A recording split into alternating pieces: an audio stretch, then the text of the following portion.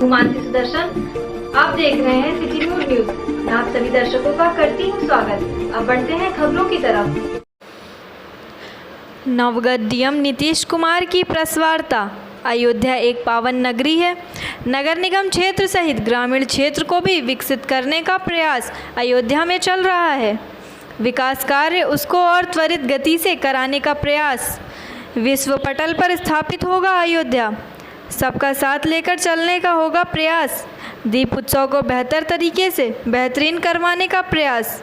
राम नगरी का महत्व और बढ़ाने का प्रयास। पर्यटन नगरी के रूप में स्थापित हो रहा है अयोध्या। एक मॉडल के रूप में होगा काम और जनपद भी उस मॉडल को अपनाने का करेगी प्रयास। इंटरनेशनल एयरपोर्ट का काम जल्द से जल्द करवाने का प्रयास। परिषदीय विद्यालयों और आंगनबाड़ी केंद्रों का होगा कायाकल्प। चिकित्सक सुविधा और भी की जाएगी बेहतर। नीतीश कुमार डीएम अयोध्या ने बताया कि दोनों क्षेत्र में, ग्रामीण क्षेत्र और शहरी क्षेत्र, दोनों में हम इंक्लूसिव डेवलपमेंट का प्रयास करेंगे। हम लोग आपने अयोध्या नगर निगम का जो विकास हो रहा है उसको हम लोग गति देंगे। जो आधारभूत संरचना के बहुत सारे प्रोजेक्ट्स यहाँ संचालित हैं और कुछ स्टार्ट होने की स्थिति में है, कुछ टेंडर की स्थिति में है, उसको हम लोग बेहतर तरीक़ों से नियोजित करके उसको समयबद्ध और गुणवत्तापूर्ण तरीके से बनाएंगे। और हमारा जो इंटरनेशनल एयरपोर्ट जो बनना है अयोध्या का, उसको हम लोग टॉप प्रायोरिटी पे लेंगे कि इससे हमारा कम्युनिकेशंस बहुत बेहतर हो सकता है। दूसरे शहरों से हम जुड़ पाएंगे बेहतर तरीके से, हमारा रैपिड ट्रांसपोर्टेशन संभव हो पाएगा और एक विश्व पर्यटन के मानचित्र पे अयोध्या उभर के आएगा, ऐसी हम लोग आशा करते हैं। और हम एक बेहतर कलेवर में अयोध्या को प्रस्तुत करेंगे। राम नगरी की यादें लोगों को उत्साहित करेगी और जो एक बार आएंगे वो बार बार आना चाहेंगे, ऐसा हम लोग प्रयास करने का प्रयास करेंगे। कि रामनगरी में दीपोत्सव का एक बहुत महत्व है और हम लोग चाहेंगे कि बहुत बेहतर तरीके से दीपोत्सव कार्यक्रम का आयोजन किया जाए और जन सहभागिता के द्वारा हम लोग चाहेंगे कि बहुत बेहतर आयोजन हो कि लोग जो देखने आ रहे हैं, जनपदवासी और जो बाहर से भी आ रहे हैं, उन्हें लगे कि हम दीपोत्सव का आनंद ले पाएँ बहुत बेहतर तरीके से। उसके लिए हम लोग व्यवस्था करेंगे। सर अगर बात की जाए तो ट्रैफिक मैनेजमेंट की सर बड़ी समस्या है, क्योंकि सर इस समय अगर बात की जाए तो 1,50,000 भीड़ पर डे अयोध्या आती है शनिवार मंगलवार। उसके लिए सर क्या इंतजाम किए जाएंगे? उसके लिए महत्वपूर्ण है कि देखेंगे रूट्स हमारे कितने हैं, अल्टरनेटिव रूट्स कितने हैं, उसको देखा जाएगा और सभी रूट्स का मैक्सिमम यूटिलाइज करने का प्रयास किया जाएगा कि उसको हम कैसे देख सकते हैं, ट्रैफिक डाइवर्जन करके और लोगों को इनरूट करके बहुत बेहतर तरीके से हम लोग कार्यक्रम को आयोजित कर पाएंगे, ऐसा अनुमान है हम लोग। सर आपने कायाकल्प योजना के तहत वो जो आपकी योजना थी पूरे प्रदेश में रस रही। अगर बात की जाए यहाँ धारा पे तो यहाँ तमाम स्कूल अगर उस तरह से जिस तरह से स्थापित होने चाहिए वो नहीं है, तो क्या सर वो योजना का पूरा जो स्कूल कॉलेज है अगर वो ग्राम प्रधान है उनसे जिस तरह से आपने किया था वही स्थापित होगा? नहीं, बिल्कुल। यहाँ पे हम लोग इसको हम लोग देखेंगे कि क्या रिसोर्सेज हैं ग्राम पंचायत स्तर पे, उनके क्या रिसोर्सेज हैं और क्या कार्य हैं उनके पास, और हम लोग प्रयास करेंगे कि ये कार्य भी हों, कायाकल्प के सब कार्य हों और जो रेगुलर्स काम जो हैं नाली खड़ंजा और इसके ये भी कार्य हों।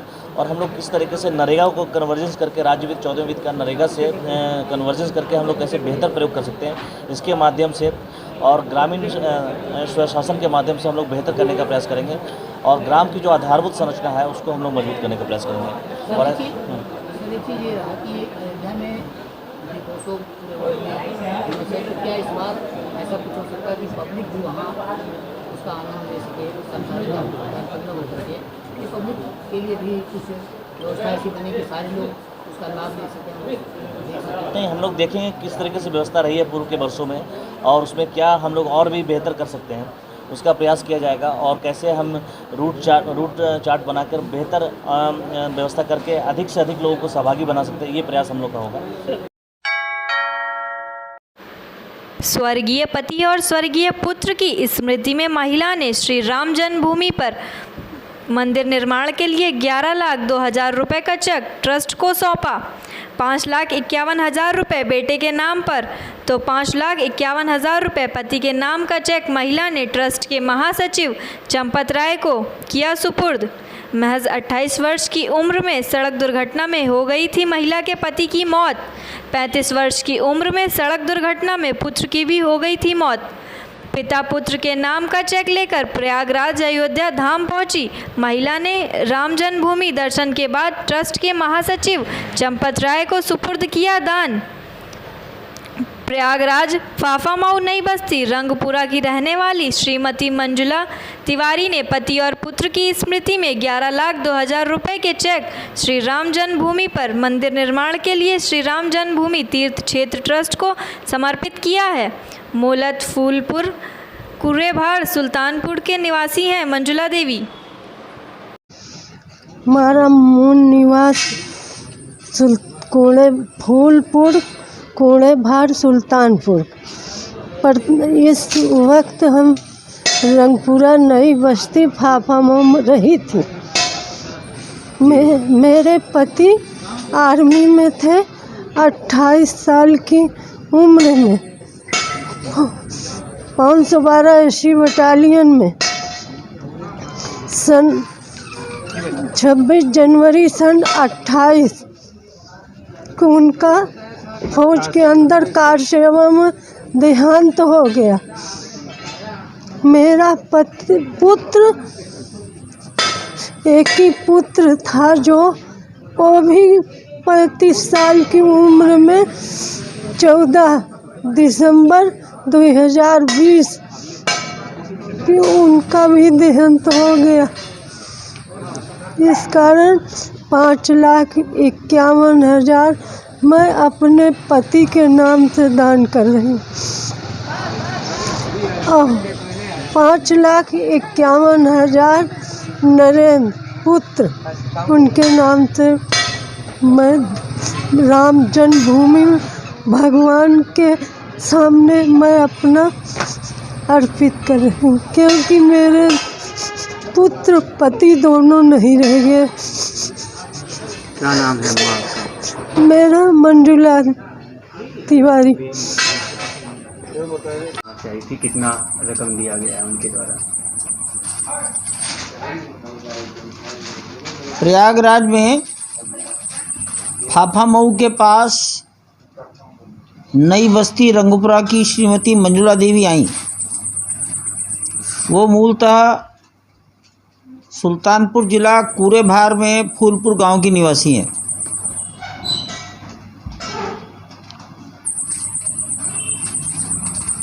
उन्होंने अपने स्वर्गीय पति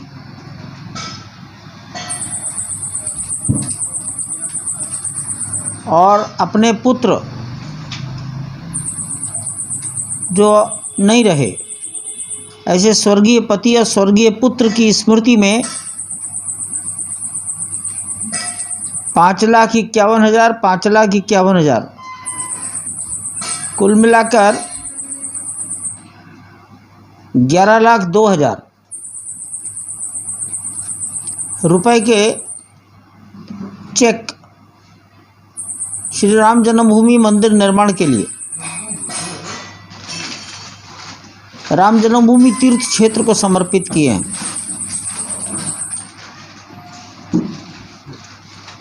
ये परिवार मूलतः फूलपुर कुरेभार का निवासी है, लेकिन वर्तमान में फाफामऊ में निवास करते हैं।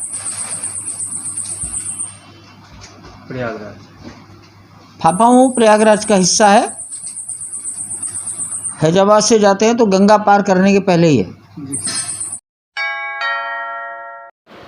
2 दिवसीय दौरे के दौरान रामनगरी पहुंचे आम आदमी पार्टी के राष्ट्रीय अध्यक्ष व दिल्ली के मुख्यमंत्री अरविंद केजरीवाल ने कहा कि देश के लोगों को एक साथ मिलाकर काम करेंगे तो भारत दुनिया का नंबर 1 देश बनेगा। जहां आम आदमी पार्टी के कार्यकर्ताओं के द्वारा भव्य स्वागत किया गया, जिसके बाद देर शाम सरयू घाट पर मां सरयू की आरती की गई। इस दौरान आप सांसद संजय सिंह, प्रदेश अध्यक्ष सभाजीत सिंह के साथ निर्वाणियनी अखाड़ा के महंत धर्मदास सहित कई संत मौजूद रहे। सरयू तट पर आरती के बाद मंच से दिल्ली के सीएम अरविंद केजरीवाल ने कहा कि आज मैं बड़ा सौभाग्यशाली मानता हूं अपने आप को कि मुझे प्रभु श्री राम के जन्म स्थान अयोध्या आने का मौका मिला और अभी मां सरयू की आरती करने का मौका मिला। सबसे पहले मैं उपस्थित संतगण को कोटि कोटि प्रणाम करना चाहता हूं, जिनकी आत्मीयता के साथ संत जन आरती करवाई, उसके लिए हृदय से आभार व्यक्त करना चाहता हूं।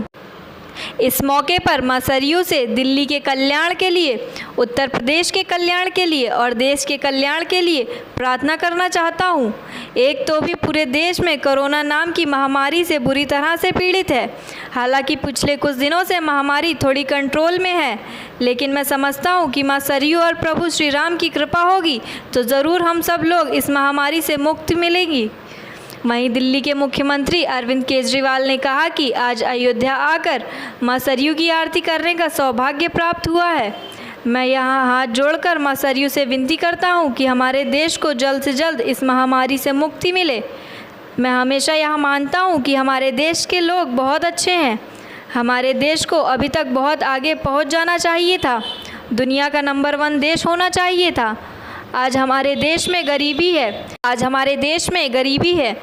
हमारे देश के अंदर अशिक्षा है और विभिन्न समस्याएं हैं। मैं सभी देवी देवताओं से प्रार्थना करता हूं, प्रभु श्री राम से प्रार्थना करता हूं कि मेरे भारतवर्ष जल्दी दुनिया का नंबर 1 देश बने।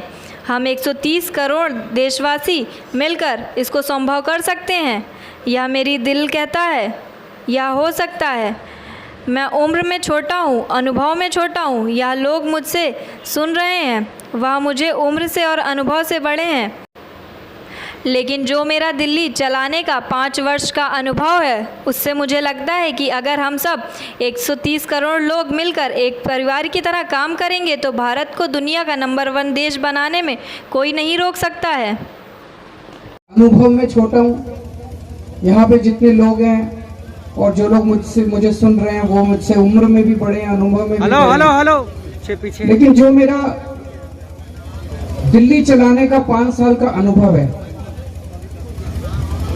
उसमें मुझे लगता है कि अगर हम सब लोग मिलके एक परिवार की तरह, 130 करोड़ लोग हम मिलके एक परिवार की तरह, एक टीम की तरह अगर हम सब मिलके एक साथ काम करें, अपने बीच की दीवारों को गिरा के, अपने बीच के भेदभाव को गिरा के अगर एक साथ मिलके काम करें तो इस देश को दुनिया की सबसे बड़ी शक्ति बनाने से कोई नहीं रोक सकता। ये संभव है और दिल्ली के अंदर कई सारी चीजों में हमने करके दिखाया है। दिल्ली के अंदर स्कूल इतने अच्छे हो गए, अस्पताल इतने अच्छे हो गए, सड़कें अच्छी हो गई। दिल से शुक्रिया अदा करता हूँ। आप सब लोगों का आशीर्वाद लेके वापस जाऊंगा।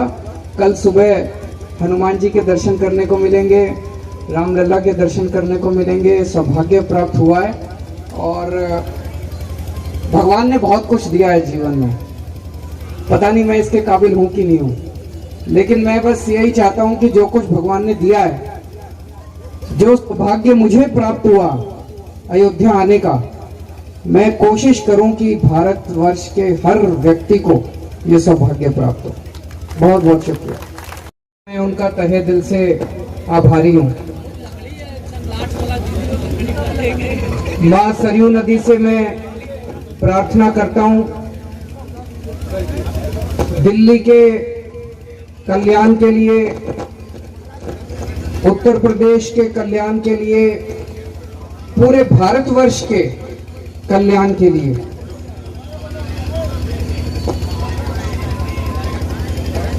एक तो अभी पूरा देश कोरोना नाम की महामारी से बुरी तरह से पीड़ित है।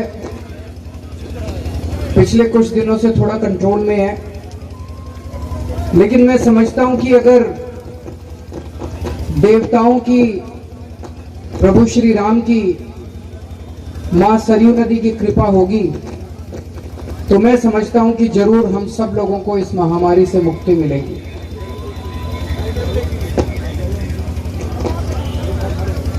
तो आज अयोध्या आने का सौभाग्य प्राप्त हुआ, अयोध्या आने का अवसर मिला। इस अवसर पे मैं सभी देवताओं से, प्रभु श्री राम से, मां सरयू नदी से हाथ जोड़ के विनती करता हूं कि हमारे देश को इस महामारी से मुक्ति मिले। दूसरा, मैं हमेशा ये मानता हूं कि हमारे देश के लोग बहुत अच्छे हैं। हमारे देश को अभी तक बहुत आगे पहुंच जाना चाहिए। दुनिया का सबसे नंबर 1 देश होना चाहिए था। आज हमारे देश के अंदर गरीबी है, आज हमारे देश के अंदर शिक्षा है, आज हमारे देश के अंदर तरह तरह की बीमारियां हैं, भिन्न भिन्न समस्याएं हैं। तो मैं सभी देवताओं से प्रार्थना करता हूं, प्रभु श्री राम से प्रार्थना करता हूं कि मेरा भारतवर्ष जल्दी दुनिया का नंबर 1 देश बने। है।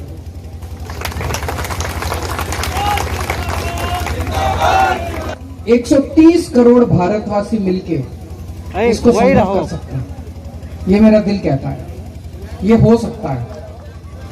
मैं उम्र में छोटा हूं, अनुभव में छोटा हूं।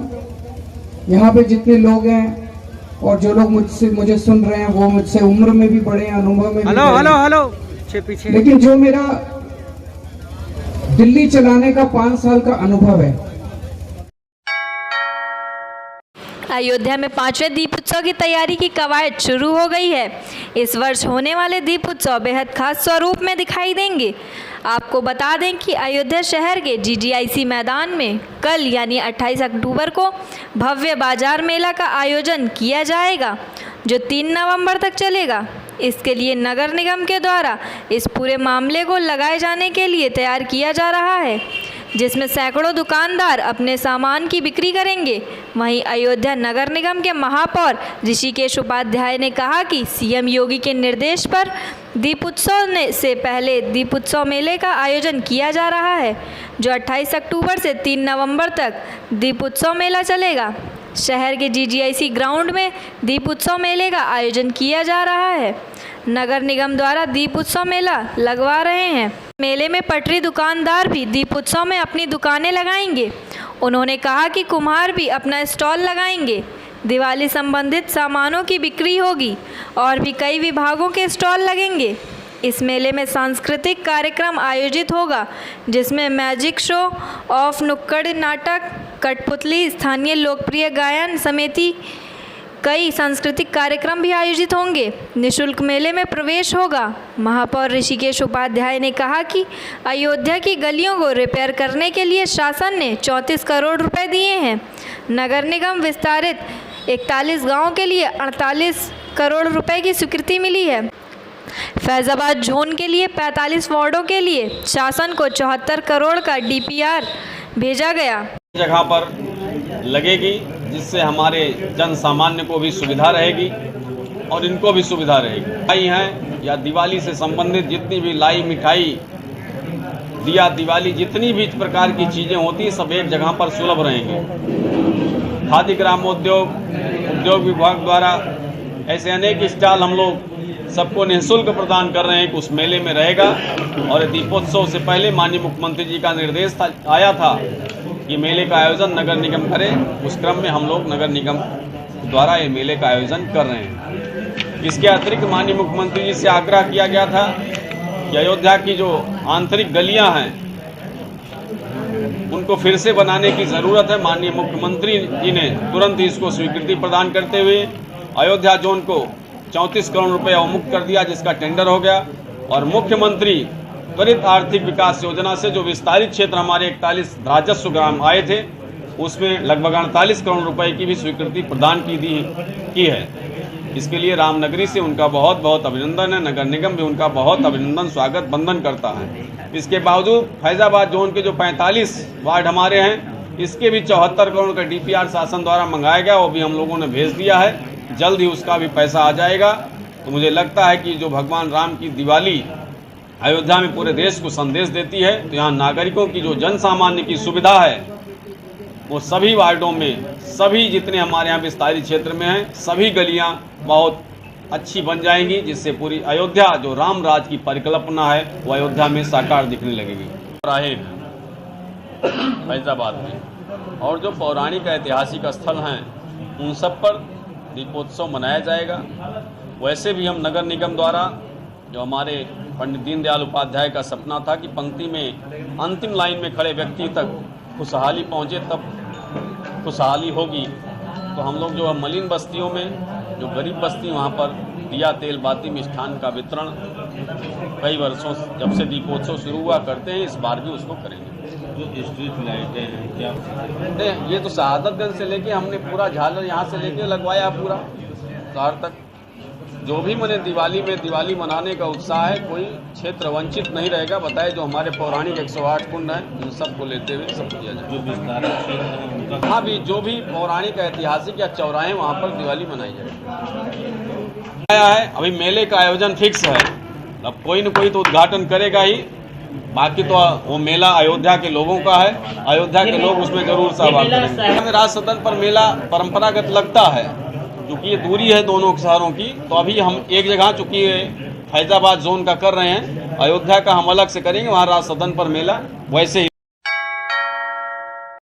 दिल्ली के मुख्यमंत्री व आम आदमी पार्टी के संयोजक अरविंद केजरीवाल अयोध्या हनुमानगढ़ी पहुंचकर बजरंगबली का आशीर्वाद लिया और अखाड़ा परिषद के पूर्व अध्यक्ष ज्ञानदास से मुलाकात की।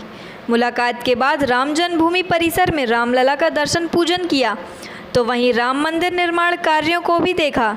दर्शन पूजन करने के बाद दिल्ली के सीएम अरविंद केजरीवाल मीडिया से मुखातिब होते हुए कहा कि कल सरयू मां की आरती की थी और आज सुबह हनुमानगढ़ी जाकर के दर्शन पूजन किया। श्री रामचंद्र जी के दर्शन भी किए गए।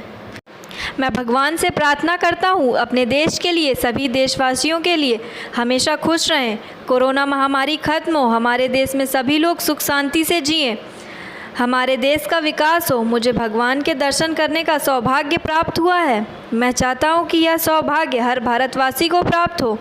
सभी चाहते हैं कि राम जन्मभूमि आकर दर्शन पूजन करने का मौका मिले। मैं चाहता हूँ सबको यहाँ अवसर प्राप्त हो। मेरी जो क्षमता है, मेरी जो ताकत है, उसे सबको मैं ज़्यादा से ज़्यादा लोगों को यहाँ पर दर्शन करवाने के लिए इस्तेमाल करूँगा। सबको ज़्यादा से ज़्यादा मौका और सौभाग्य मिले, उसमें जितना मैं मदद कर सकता हूँ मैं मदद करूँगा। वहीं मुख्यमंत्री अरविंद केजरीवाल ने कहा, दिल्ली के अंदर हमारी एक मुख्यमंत्री तीर्थ यात्रा योजना है। उस योजना के तहत हम दिल्ली वासियों को फ्री में तीर्थ यात्रा करवाते हैं। उसमें सभी तीर्थ स्थान वैष्णो देवी, शिरडी, महाराज, रामेश्वर, द्वारिकापुरी, हरिद्वार, ऋषिकेश, मथुरा, वृंदावन की तीर्थ यात्रा करवाते हैं। कल सुबह हमने दिल्ली में स्पेशल कैबिनेट बैठक रखी है जो सुबह 11 बजे शुरू होगी। तीर्थ यात्रा की लिस्ट में अयोध्या भी शामिल किया जाएगा। अब दिल्ली के लोग राम जन्मभूमि अयोध्या का दर्शन कर पाएंगे। इस योजना के अंतर्गत दिल्ली वासियों को ऐसी ट्रेन से सफ़र कराया जाता है, होटल में रुकाया जाता है और सारा खर्च सरकार देती है। जनता को कुछ भी नहीं देना पड़ता है। कल यह योजना दिल्ली से अयोध्या के लिए भी मंजूर हो जाएगी। दिल्ली के मुख्यमंत्री अरविंद केजरीवाल ने उत्तर प्रदेश में सरकार बनाने पर कहा कि अयोध्या राम जी का दर्शन कराने के लिए सबका फ्री व्यवस्था की जाएगी, जैसे दिल्ली में चल रही है। वहीं अपने दिए हुए दान पर कहते हैं, हमने भी दान किया है, लेकिन दान ऐसा होना चाहिए दाएं हाथ दो और बाएं हाथ को पता ना चले। विपक्ष के द्वारा एक्सीडेंटल हिंदू कहे जाने पर बोले अरविंद केजरीवाल, उनको कहने दीजिए, उससे कोई फ़र्क नहीं पड़ता है। भगवान के दरबार में सबका स्वागत है। प्रभु का दर्शन करने 2 चीज़ मांगी, एक अपने देशवासियों के लिए सुख शांति, देश का विकास, और दूसरा प्रभु मुझे शक्ति दें कि मैं ज़्यादा से ज़्यादा देशवासियों को यहाँ पर लाकर उनको दर्शन करवा सकूं। दरअसल दिल्ली के मुख्यमंत्री अरविंद केजरीवाल 2 दिवसीय दौरे पर अयोध्या पहुँचे थे, जहां उन्होंने रामलला और हनुमानगढ़ी का दर्शन पूजन करने के बाद सीधे अयोध्या से लखनऊ के लिए रवाना हुए और अभी श्री रामचंद्र जी के दर्शन किए। मैं भगवान से प्रार्थना करता हूँ अपने देश के लिए कि सभी देशवासी हमेशा खुश रहें, सबका मंगल हो। जो कोरोना से अपना देश पीड़ित है, ये कोरोना बीमारी ख़त्म हो और सब लोग हमारे देश के अंदर सुख शांति से जिएं और खूब विकास हो हमारे देश का। ऐसी मैं भगवान से प्रार्थना करता हूँ। आज मुझे सौभाग्य प्राप्त हुआ भगवान जी के दर्शन करने का। मैं चाहता हूँ कि ये सौभाग्य हर भारतवासी को प्राप्त हो, हर भारतवासी को मौका मिले। सब लोग चाहते हैं कि वो आएं और यहाँ पे आके दर्शन करें, भगवान जी के दर्शन करें, यहाँ पे जन्मभूमि में आके अयोध्या आके दर्शन करें। तो मैं चाहता हूँ कि सब लोगों को ये मौका मिले, सब लोगों को ये सौभाग्य प्राप्त हो। मैं बहुत छोटा सा आदमी हूँ, लेकिन भगवान ने मुझे बहुत कुछ दिया है। मुझे जो कुछ भी मिला है, मेरे पास जो भी क्षमता है, मेरे पास जो भी साधन है, जो भी ताकत है, उसको सबको मैं ज़्यादा से ज़्यादा लोगों को यहाँ दर्शन करवाने के लिए इस्तेमाल करूँगा। मुख्यमंत्री जी, एक मैं चाहता हूँ कि सबको ज़्यादा से ज़्यादा मौका मिले, सौभाग्य मिले, और उसमें मैं जितनी भी मदद कर सकूँ मैं मदद करूँगा। तो हम 2 काम करने वाले हैं। एक, दिल्ली के अंदर हमारी एक योजना है, मुख्यमंत्री तीर्थ यात्रा योजना। उस योजना के तहत हम दिल्ली वासियों को तीर्थ यात्रा का फ्री में हम लोग उनको तीर्थ यात्रा करवाते हैं। उसमें वैष्णो देवी, शिरडी महाराज, रामेश्वरम जी, द्वारका जी, पुरी जी, हरिद्वार, ऋषिकेश, मथुरा, वृंदावन, कई सारे जगहों की हम तीर्थ यात्रा करवाते हैं।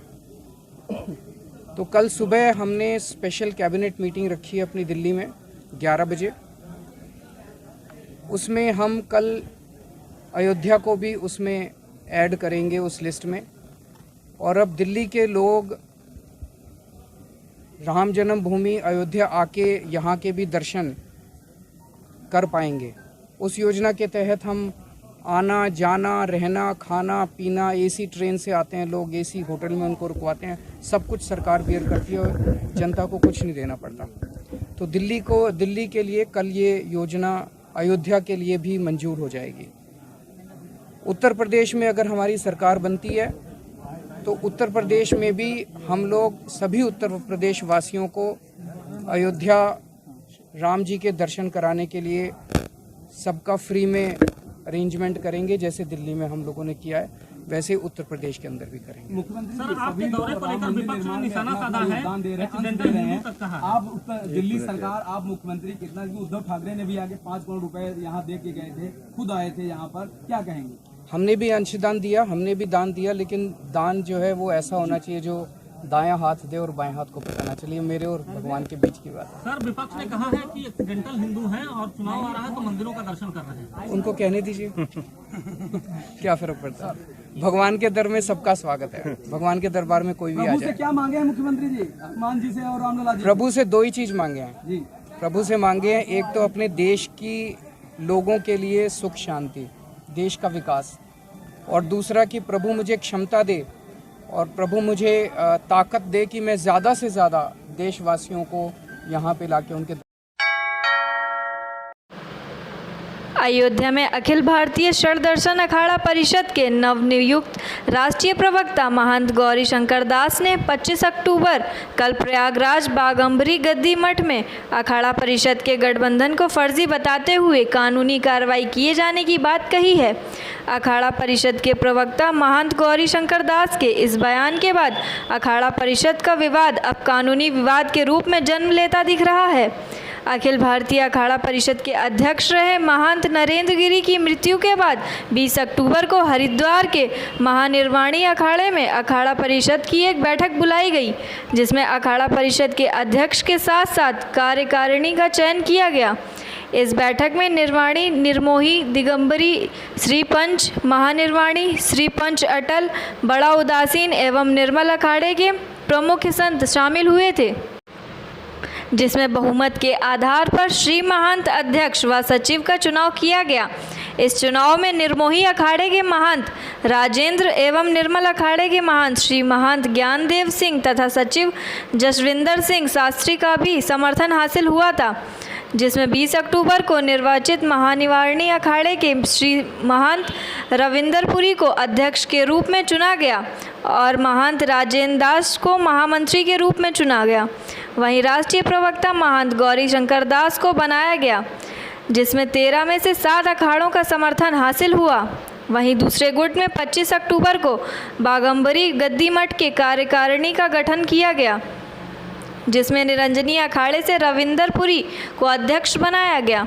20 अक्टूबर को निर्वाचित अखाड़े परिषद के प्रवक्ता महंत गौरीशंकर दास का कहना है कि 25 अक्टूबर प्रयागराज में हुआ तथा कथित अखाड़ा परिषद फर्जी व भ्रमित करने वाला है, जिसमें निर्मोही व निर्मल अखाड़े के समर्थन की बात बताई गई है, जिसमें दावा किया गया है कि 8 अखाड़े उनके पक्ष में हैं। रविंदरपुरी 2 हैं, एक महानिवारणी अखाड़ा व दूसरा निरंजनी अखाड़े में से। 8 अखाड़ों का समर्थन झूठा है। निर्मोही अखाड़े के संत राजेंद्र दास हैं, उन्होंने अपना समर्थन हरिद्वार में गठित अखाड़ा परिषद को दिया है। वर्तमान में वह अखाड़ा परिषद के महामंत्री भी हैं। निर्मल अखाड़ा के अध्यक्ष श्री महंत ज्ञानदास सिंह जसविंदर सिंह शास्त्री ने 20 अक्टूबर को हरिद्वार की बैठक में समर्थन दिया है, जो इसमें कोषाध्यक्ष भी हैं। अखाड़ा परिषद का गठन हमेशा बहुमत के आधार पर होता रहा है। इस बार भी 20 अक्टूबर हरिद्वार में बहुमत के आधार पर यह गठन हुआ है, जिसमें 7 अखाड़े एक साथ खड़े हैं। लोकतांत्रिक व्यवस्था के तहत चुनाव किया गया है। रविंदरपुरी जो महानिवारणी अखाड़े के हैं, वही अखाड़ा परिषद के अध्यक्ष हैं और उन्होंने की कार्यकारिणी सही है। जो तथाकथित रूप से प्रयागराज के बागंबरी गद्दी मठ में नई कार्यकारिणी बनाई गई है, वह फर्जी है और उसके खिलाफ कानूनी कार्रवाई की तैयारी की जा रही है। 20 अक्टूबर हरिद्वार में नवगठित अखाड़ा परिषद के गठन को चारों संप्रदाय का प्रतिनिधित्व है, जिसमें बैरागी, सन्यासी, उदासी व निर्मल चारों संप्रदाय का प्रतिनिधि है। कौन सा सही है और क्या है पूरा विवाद और क्या वास्तविकता है? 20 तारीख को महानिर्वाणी अखाड़े में एक अति आवश्यक बैठक आहूत की गई और उसमें महानिर्वाणी अखाड़े के रविंदरपुरी जी और निर्मोही अखाड़े के श्री महंत राजेंद्र दास जी और का एक कार्यकारिणी का गठन हुआ, जिसमें रविंदरपुरी जी महानिर्वाणी अखाड़ा को अध्यक्ष और राजेंद्र दास जी निर्मोही अखाड़ा को महासचिव और जसविंदर शास्त्री जी को कोषाध्यक्ष और रामकिशोर दास शास्त्री जी को मंत्री, इन लोगों का चुनाव हुआ। भ्रमित करने के लिए 25 तारीख को यानी कल एक तथाकथित अखाड़ा परिषद का गठन किया गया, जिसमें निर्मोही अखाड़ा और निर्मल अखाड़े का समर्थन किया गया है। 7 अखाड़े हमारे पक्ष में हैं। उन्होंने कल 8 अखाड़ों का समर्थन का दावा किया है, जो बागंबरी गद्दी में हुआ है। रविंदरपुरी 2 हैं, इसलिए लोग भ्रमित हो रहे हैं। एक रविंदरपुरी महानिर्वाणी अखाड़े से हैं, एक रविंदरपुरी निरंजनी अखाड़े से हैं। तो 25 तारीख को जो मीटिंग हुई है, रविंदरपुरी निरंजनी अखाड़े को जो इन तथाकथित रूप से अध्यक्ष बनाया है इन्होंने, तो इन्होंने 8 अखाड़े का समर्थन का जिक्र किया है। ये झूठा है, असत्य है और अफवाह है। निर्मोही अखाड़े के श्री महंत राजेंद्र दास जी हैं, उन्होंने अपना समर्थन व्यक्त किया है। वर्तमान में वो अखाड़ा परिषद के महामंत्री भी हैं और निर्मल अखाड़ा के अध्यक्ष श्री महंत ज्ञानदेव सिंह जी हैं, सचिव उनके हैं और जसविंदर सिंह शास्त्री उनके सचिव हैं। उन्होंने अपना समर्थन व्यक्त किया है। वो हमारे कोषाध्यक्ष भी जसविंदर शास्त्री जी। तो इस प्रकार से भ्रम की स्थिति है। पहले भी बहुमत के आधार पर चुनाव होता आया है और लोकतांत्रिक व्यवस्था के अंतर्गत चुनाव होता आया, उसी क्रम में चुनाव हुआ है और रविंदरपुरी जी महानिर्वाणी अखाड़े के ही अध्यक्ष हैं और उनकी कार्यकारिणी ही सही है। महानिर्वाणी अखाड़ा के अध्यक्ष हैं राजेंद्र दास जी, निर्मोही अखाड़ा के महामंत्री हैं और रामकिशोर दास जी दिगंबर अखाड़ा के मंत्री हैं। जसविंदर सिंह शास्त्री जी कोषाध्यक्ष हैं, दामोदर दास जी उपाध्यक्ष हैं और मैं स्वयं गौरीशंकर दास प्रवक्ता हूं। और जो 20 तारीख को अखाड़े परिषद का गठन हुआ है, चारों संप्रदाय का प्रतिनिधित्व है। बैरागी, सन्यासी, उदासी, निर्मल, चारों संप्रदाय का। जो ये 25 तारीख को घोषणा करते हैं, केवल ये अखाड़ा परिषद नहीं है, ये संन्यास परिषद है। इसमें सन्यासियों के अलावा किसी प्रकार का कोई व्यक्ति का कोई प्रतिनिधि नहीं है, इसलिए हम इसको जो है मानते नहीं है। समय आने पर कार्रवाई करेंगे। कानूनी कार्रवाई करेंगे जी, कानूनी कार्रवाई की जाएगी इस पर। के लिए बस इतना ही। कल फिर मिलेंगे इसी समय इसी चैनल पर। अब हमें दीजिए इजाजत। नमस्कार।